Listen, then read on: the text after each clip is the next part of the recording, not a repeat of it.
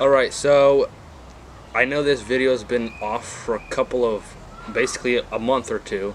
I anticipated to make it a lot earlier, but things got out of hand. I went to camp, my scooter broke a couple of times, so I didn't really have the time to do stuff. But anyways, this video was to be made about me talking about my vsett 10 Plus. You see it in the background over there.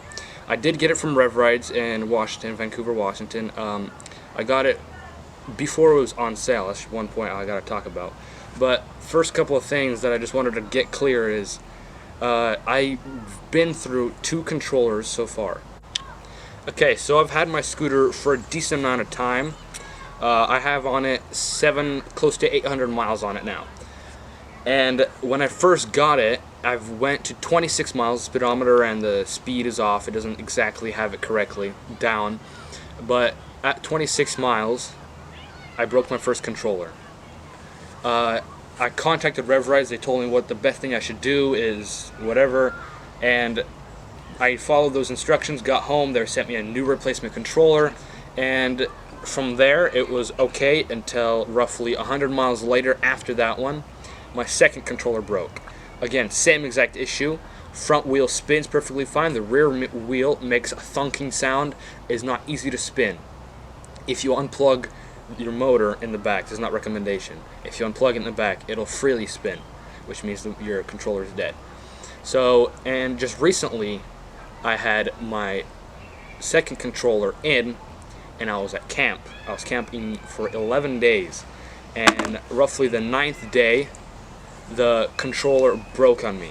This time, the front wheel was having trouble spinning. The rear one was about fine. So I was in camp. I was like, hey, what should I do? I want to be driving my scooters because I've got friends that own scooters, and they also were driving. I was jealous. I was like, okay, so what should I do? And Rev Rides told me just to unplug the front motor, and it should work just fine, and I'll just be driving on the rear one only. So that's what I did. It worked out fine. The same day that I did that, probably 3-4 miles later, this whole scooter just turned off, didn't want to turn on, no power, nothing. Contacted Rev Rides. They said, yeah, either something got unplugged or this controller just completely decided to fail. Now, key factor on the second controller that I had, they specifically wrote to me in email. All these conversations went through Gmail or on the phone. They specifically told me that this second controller that was going into my scooter is the upgraded version of the first one. So this one, the previous one, the one that the scooter came with, was a defected one. So the second one is supposed to be the good one. It lasted longer than the first, but again it broke. So back to when I was camping. After camp, I sent in my scooter as Rev Rides requested. I sent in my scooter.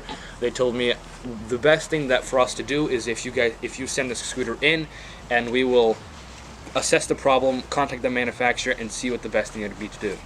So that's exactly what I did. We sent it over. I drove it over into Vancouver at Rev Rides. It took them 1 day. I brought it in as soon as they opened, which is 8, and they were done by 4, which is good. They got it done, but the problem is they just put in another controller, which is what I've been doing this whole time, and they've been breaking both times so far. This is the third one. We'll see how long it lasts me. But the controllers are bad. I don't know what it is exactly, but it's clearly either the controllers are just garbage, or maybe the scooter itself is producing too much power for the controllers to handle. Something's going on, and it's not just the controllers are just defected. Because 3 in a row, or 2 in a row, I guess, there's something wrong with that. So we will see in the future, but enjoy some of these montage clips that I've had from previous days.